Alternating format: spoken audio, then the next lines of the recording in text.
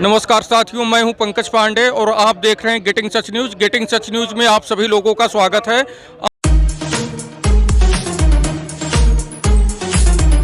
यहाँ पे जो है आम आदमी पार्टी की नेता जो हैं सुशीला कटारिया जी। क्या पद है आपका आम आदमी पार्टी में? महिला जिला अध्यक्ष हूँ, पर मैं यहाँ पे एक आम नागरिक की तरह आई हूँ। किसान साथियों के साथ पूरे समर्थन के देने पहुँची हूँ। और साथ ही मैं आपको बता दूँ कि जिस प्रकार से इस मौजूदा सरकार ने हर वर्ग को परेशान किया, हर वर्ग को जिस प्रकार से जीने के लिए मतलब कुछ ज़रूरत की चीज़ें वो भी नहीं दे पा रही है, तो ये साबित होता है कि हमारा हिंदुस्तान जो है किस दिशा में जा रहा है। साथियों, आपको मैं बता दूं कि कल जो सुप्रीम कोर्ट से एक ऑर्डर पास हुआ है चुनावी बॉन्ड, उसका मतलब सीधा सीधा अब समझ आएगा कि इस सरकार ने किस प्रकार से रिश्वत लेने को भी एक तरीका बना दिया था। अब वो जब सबके सामने आएगा तो पता चलेगा कि किस किस कंपनियों ने इनको रिश्वत दी और रिश्वत के बदले में इन्होंने सरकार को इस्तेमाल किया। आपको क्या लगता है कि सरकार जो है किसानों से एमएसपी के मुद्दे पे बातचीत करेगी कि नहीं करेगी? बिल्कुल करना पड़ेगा। आप मानिए, किसान जो है इस पूरे देश को जब अन्न खिला सकता है तो इस सरकार को झुकाने की ताकत सिर्फ किसानों में ही है। और हमें पूरी उम्मीद है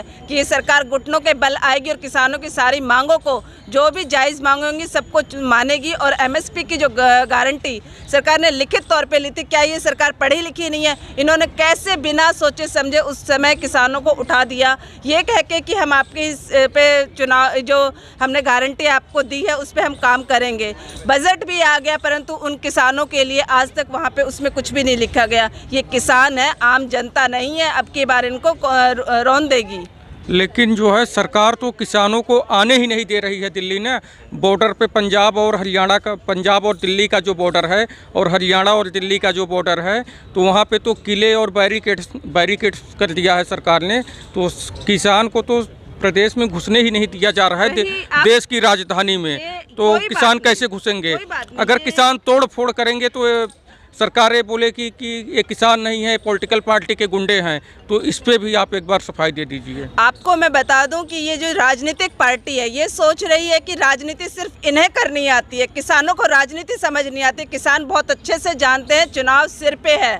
इस सरकार को राजनीति समझ आती है तो किसानों को भी समझ में आती है। वो किसान जो बैलों को काबू में पा सकते हैं, तो इस सरकार की नाक में नकेल कैसे डालनी है ये इस किसानों को बहुत अच्छे से पता। उन्हें पता है कि चुनाव सिर पे है और किसानों की बातों को उन्हें सुनना पड़ेगा।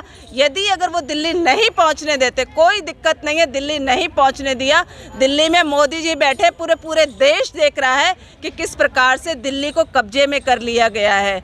अगर मोदी जी इस आवाज़ को नहीं सुनेंगे तो पूरा देश तो सुन रहा है कि किस प्रकार किसानों को परेशान किया जा रहा है। अपनी बात को शांतिपूर्वक तरीके से अगर हम मोदी जी तक नहीं पहुंचा सकते, सरकार तक नहीं पहुंचा सकते, तो हम कैसे कह सकते हैं कि हम एक लोकतंत्र देश में जीवित हैं? तो ये बात जनता तक तो पहुंचेगी। माना सरकार तक उनकी आवाज़ नहीं पहुंचेगी, पर जनता तक एक दूसरा मैसेज जरूर जाएगा कि लोकतंत्र खत्म हो चुका है। आपकी बातों को सुनने का कोई भी अब यहाँ पे कोई वो नहीं है। और जिस प्रकार से हमारे संविधान में प्रावधान था कि इकट्ठे होकर हम शांतिपूर्वक ढंग से कोई भी अपनी बात को रख सकते हैं, वो सभी हमारे अधिकार, मौलिक अधिकार जो है, ये भाजपा सरकार ख़त्म कर चुकी है।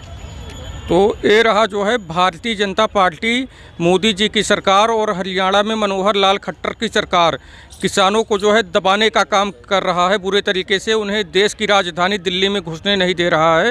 ये है किसानों की मांग। नमस्कार साथियों, मैं हूं पंकज पांडे और आप देख रहे हैं गेटिंग सच न्यूज़। जय हिंद, जय भारत।